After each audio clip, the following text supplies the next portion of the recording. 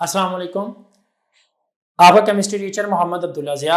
आज का हम जो बेटा लेक्चर पढ़ेंगे वो है classification of chloride. Chlorides basically किसे कहते हैं कि हमारे पास बाइंडरी कंपाउंड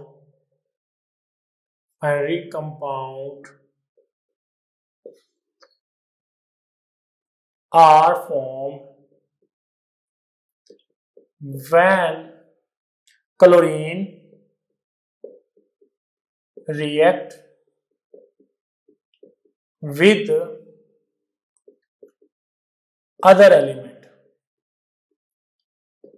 अब जब अदर एलिमेंट के साथ क्लोरीन रिएक्ट करती है तो उसके बाइंडरी कंपाउंड्स को क्लोराइड कहते हैं।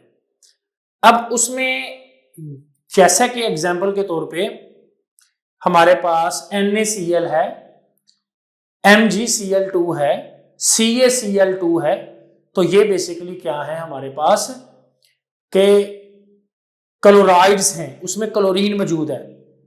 इसी तरह AlCl3 एक कंपाउंड है जो एल्यूमिनियम के साथ बनता है। इसी तरह SiCl4 है, ये भी बेसिकली हमारे पास सल्फर के साथ अगर बनता है तो क्लोरीन के साथ, क्लोरीन जो दूसरे एलिमेंट के साथ मिलके जो क्लोराइड्स बनाती है। तो अब ये दो तरह की क्लासिफिकेशन है, न्यूट्रल और एसिडिक। तो बाइंडरी कंपाउंड का बनना जब क्लोरीन रिएक्ट करती है अदर एलिमेंट्स को, उसको क्लोराइड्स कहते हैं। ये दो तरह की क्लासिफिकेशन है, एक हमारे पास है न्यूट्रल क्लोराइड्स और दूसरा कौन सा है, एसिडिक क्लोराइड। अब न्यूट्रल में लाइक जैसे कि Na पॉजिटिव Cl नेगेटिव, ये जब दोनों मिलते हैं तो ये क्या बनता है, NaCl। अब इसमें हमारे पास pH होती है 7, और अगर ये मैग्नीशियम जैसे ये 2 पॉजिटिव क्लोरीन नेगेटिव मिलता है तो ये बनता है MgCl2। इसकी 2 वैलेंसी के लिए यहां हम 2 क्लोराइड को बैलेंस कर लेते हैं। यहां पे pH होती है 6.5। तो ये आमतौर पे न्यूट्रल सॉल्यूशन, देखे ना एसिड प्लस बेस मिलकर न्यूट्रल जैसे बनता है, तो ये साल्ट है बेसिकली। तो न्यूट्रल क्लोराइड्स उस वक्त बनते हैं, न्यूट्रल क्लोराइड्स आर साल्ट, ये वो साल्ट्स हैं that when dissolve in water, अगर हम इनको पानी में डालें, प्रोड्यूस न्यूट्रल सॉल्यूशन, तो ये न्यूट्रल सॉल्यूशन पैदा करेंगे विद pH क्लोज टू 7, जो कि 7 के करीब। अगर हम नमक को पानी में डाल भी देते हैं तो नमक को पानी में डालने से उसकी pH 7 रहती है, उसकी एसिडिक या बेसिक नहीं होती।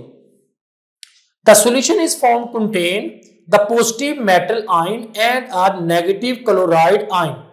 मिसाल के तौर पे मेरे पास यहां पे वाटर है, इस वाटर के अंदर मैंने नमक डाल दिया Na पॉजिटिव और नेगेटिव Cl।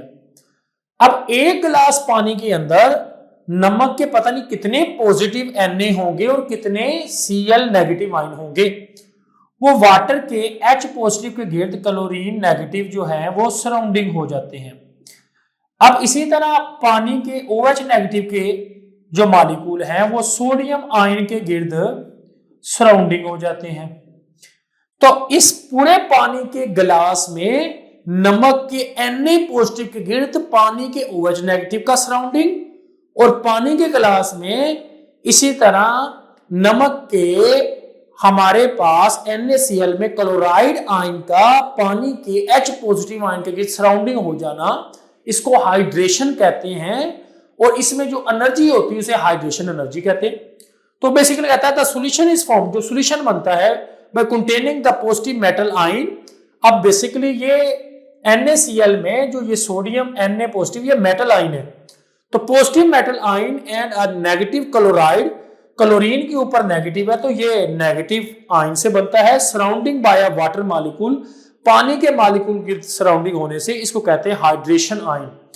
और जो इसमें इस प्रोसेस को हम हाइड्रेशन कहते हैं और इस एनर्जी को कहते हैं हाइड्रेशन एनर्जी। तो 3 टर्म्स सीखी आपने कि न्यूट्रल क्लोराइड के रिएक्शंस में कि ये न्यूट्रल जो हमारे पास सॉल्यूशंस पैदा करते हैं वाटर की मौजूदगी में, और जो साल्ट है हमारे पास ऐसे न्यूट्रल, वो जब पानी में हल होते हैं तो उसमें साल्ट के जो पॉजिटिव वाला हिस्सा है, जैसे कि नमक का पॉजिटिव Na है और मैग्नीशियम का Mg2 पॉजिटिव है, ये पॉजिटिव वाला पोर्शन वाटर के नेगेटिव के साथ और इसका नेगेटिव वाला पोर्शन वाटर के पॉजिटिव वाले पोर्शन के गिर्द सराउंडिंग हो जाता है। इट्स मीन दैट के positive metal ions and negative chloride ions जो है वो सराउंडिंग हो जाते हैं किसके साथ, वाटर मॉलिक्यूल को, जिसको कहते हैं हाइड्रेशन आयन, इसको हाइड्रेशन कहते हैं।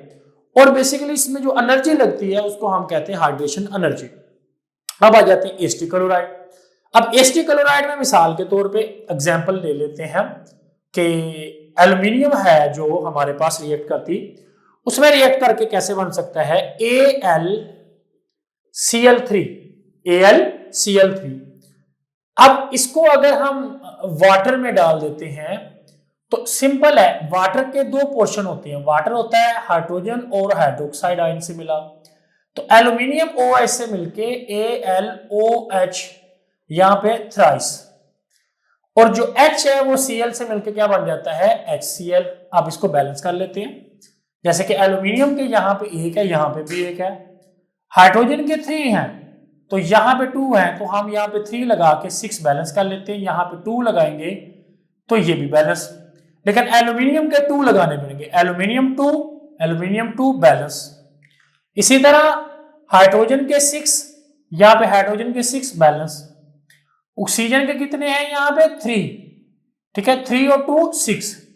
अब यहाँ पे ऑक्सीजन के अगर आप देखते हैं तो ऑक्सीजन के यहाँ पे हमारे पास 3 है, तो अब हाइड्रोजन हमारे पास यहाँ पे भी है, तो लाइक अगर हम इसकी बैलेंसिंग को सिंपल देखते हैं कि aluminium 1,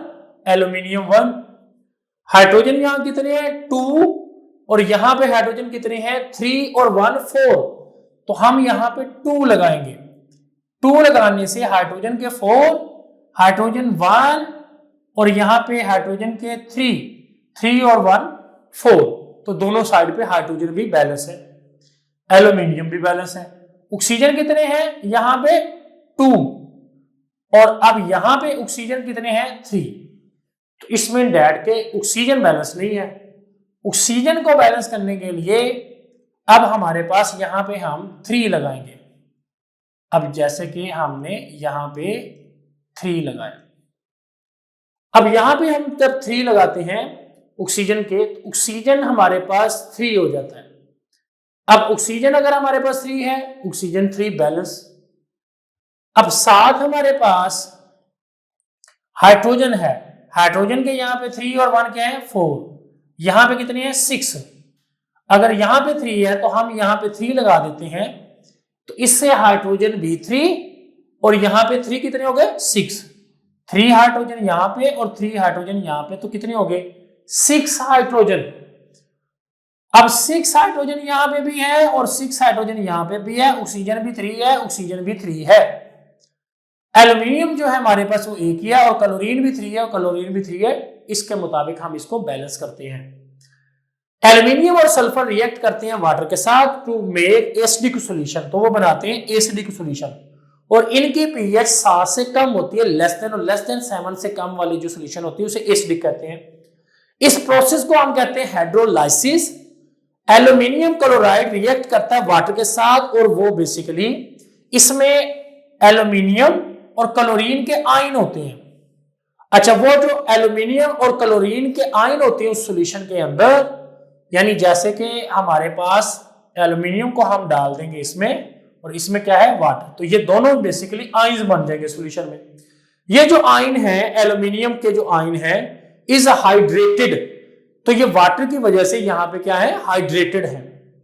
due to the water molecule to lose the hydrogen positive, water molecule की वजह से हाइड्रोजन पॉजिटिव यहां से लूज होगा, दैट्स इज कॉल्ड, इसको हम हाइड्रोलाइसिस कहते हैं। देखें एल्युमिनियम है तो वाटर को अपना हाइड्रोजन लूज करना पड़ेगा ताकि क्लोरीन से मिलकर वो HCl बना सके, तो इस वजह से हाइड्रेटेड होता है, और इस प्रोसेस को हम कहते हैं हाइड्रोलाइसिस। इस तरह इसके कुछ और भी रिएक्शन है एसिडिक के लिए, जैसे कि SiCl4 है, इसको अगर हम वाटर के साथ रिएक्शन करवाते हैं तो सिलिकॉन इस ऑक्सीजन के साथ मिलके SiO2 बनाता है, और इसमें जो क्लोरीन है इसके साथ मिलके क्या बनाता है HCl। अब इसको बैलेंस कर लेते हैं। सिलिकॉन यहाँ पे एक ही है लेकिन ऑक्सीजन के 4 है, तो इधर 2 लगा के ऑक्सीजन के 4, ऑक्सीजन हमारे पास 1 है, ऑक्सीजन हमारे पास यहाँ 1 है, ऑक्सीजन यहाँ पे हमारे पास 2 है। अब ऑक्सीजन के 2 करने के लिए मुझे यहाँ पे 2 लगाना पड़ा ताकि ऑक्सीजन के 2 बैलेंस हो और इधर भी 2 बैलेंस। सिलिकॉन का 1 है, सिलिकॉन का 1 है। हाइड्रोजन के यहाँ पे 4 है, तो जब हम यहाँ पे 4 लगाएंगे हाइड्रोजन भी 4 और Cl भी 4, तो दिस इक्वेशन इज बैलेंस। इस तरीके से हमारे पास बैलेंस होता है। हम एक और भी रिएक्शन कर सकते हैं, PCl3, इसका वाटर के साथ रिएक्शन करवाएं तो ये बेसिकली क्या बनाता है कि एक तो हमारे साथ HCl बनाता है और दूसरा ये बनाता है H3PO3, H3PO3। अब इसको बैलेंस कर लेते हैं। अब जैसे कि क्लोरीन यहां पे 3 है, यहां पे 1 है, तो मैं यहां पे 3 लगाता हूं तो क्लोरीन के 3, लेकिन हाइड्रोजन के यहां पे 3 और 3 6 है, तो यहां पे मुझे 3 लगाने से हाइड्रोजन के भी 6। अब ऑक्सीजन के भी यहाँ पे 3 है, यहाँ पे भी 3 है और फास्फोरस एक ही है, और ये दिस इज इक्वेशन बैलेंस। तो ये जो हमारा टॉपिक था कंप्लीट, ये क्लोराइड्स के हवाले से था जो कि एसिडिक और न्यूट्रल था, जिसके साथ हमारा लेक्चर कंप्लीट हुआ। दुआओं में याद रखिएगा। अल्लाह हाफिज।